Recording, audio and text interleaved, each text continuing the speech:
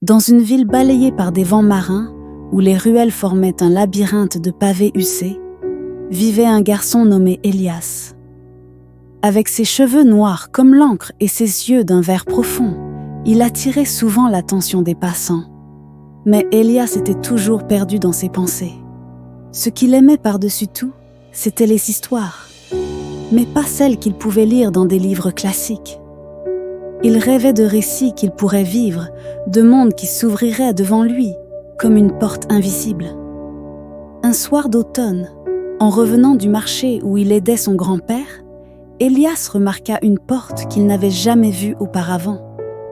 Nichée entre deux murs de briques recouverts de lierre, elle semblait presque cachée, comme si elle ne voulait être découverte que par les plus curieux. Une plaque rouillée pendait au-dessus, avec ces mots gravés en lettres à moitié effacées. La bibliothèque des chemins perdus. Intrigué, il poussa doucement la porte. Une clochette tinta, et il entra dans un espace bien plus vaste qu'il ne l'avait imaginé. Les murs étaient tapissés d'étagères immenses, pleines de livres, dont les titres brillaient légèrement dans la lumière tamisée. Une odeur d'encre, de cuir et de mystère flottait dans l'air. Au comptoir, une femme étrange le regardait. Elle portait une robe qui semblait être faite de pages de livres, et ses yeux scintillaient comme des étoiles. Un sourire énigmatique flottait sur son visage. « Bienvenue, Elias, » dit-elle doucement. « Comment savez-vous mon nom ?» demanda Elias, surpris. « Les histoires le savent toujours. Ici, chaque histoire attend celui qui saura la vivre. » Avant qu'il ne puisse poser d'autres questions, elle tendit la main et fit apparaître un grand livre relié en cuir rouge.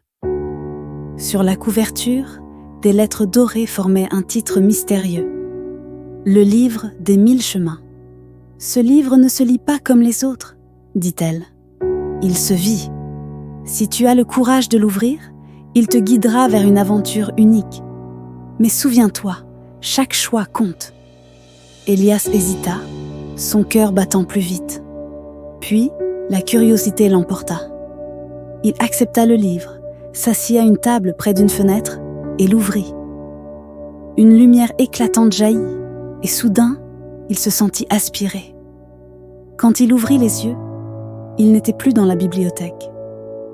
Devant lui, s'étendait une forêt immense, où les arbres, torsadés et majestueux, semblaient toucher le ciel. Le chant des oiseaux était remplacé par un murmure étrange, comme si la forêt elle-même parlait. À ses pieds, un sentier se divisait en deux. Un vieux panneau en bois indiquait 2 directions. La cité de cristal et le lac des reflets perdus. Elias, poussé par un instinct qu'il ne comprenait pas, choisit le chemin menant à la cité de cristal. Après une longue marche à travers des bois denses et magiques, il arriva devant une immense porte faite de cristal pur. Elle scintillait sous la lumière, mais semblait imprenable. Devant la porte se tenait un étrange gardien, une créature mi-humaine, mi-oiseau, avec des plumes dorées qui brillaient doucement. « Pour entrer, » dit le gardien d'une voix grave, « tu dois répondre à mon énigme.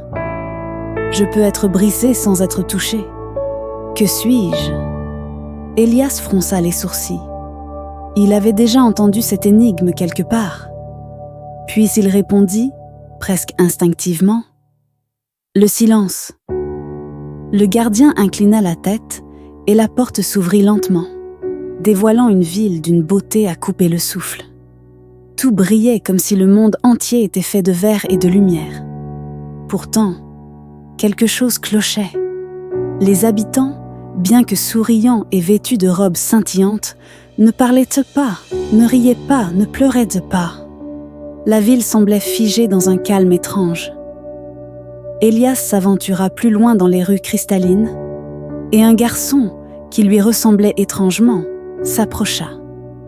D'une voix à peine audible, il murmura « Tu es le premier voyageur depuis longtemps. S'il te plaît, aide-nous. » Une ombre silencieuse a volé nos voix. Avant qu'Élias ne puisse répondre, un souffle glacé parcourut la ville. Une silhouette sombre apparut à l'horizon, grandissant à mesure qu'elle approchait.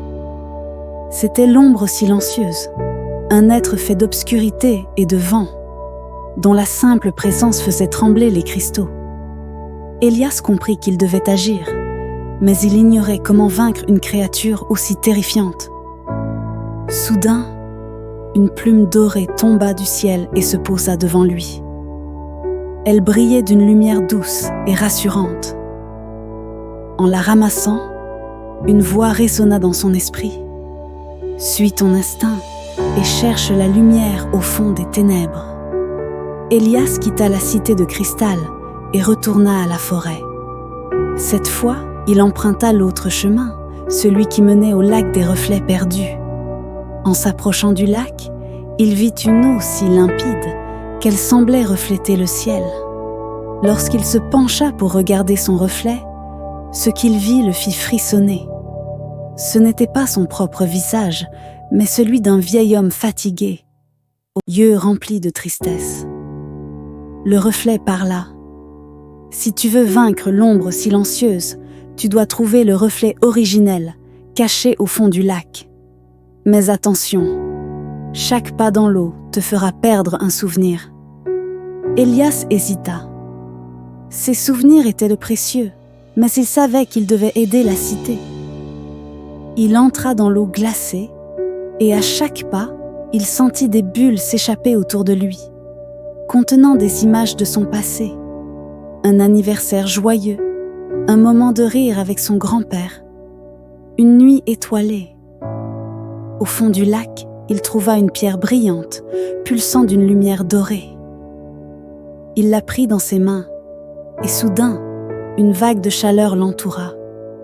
Il comprit qu'il tenait la clé pour restaurer les voies de la cité. Revenant à la cité de cristal, il brandit la pierre devant l'ombre silencieuse. La lumière éclatante se répandit, dissipant l'ombre dans un cri. Les habitants retrouvèrent leur voix et remercièrent Élias avec des chants si beaux qu'ils firent pleurer le ciel. Quand Élias rouvrit les yeux, il était de retour dans la bibliothèque, le livre fermé devant lui.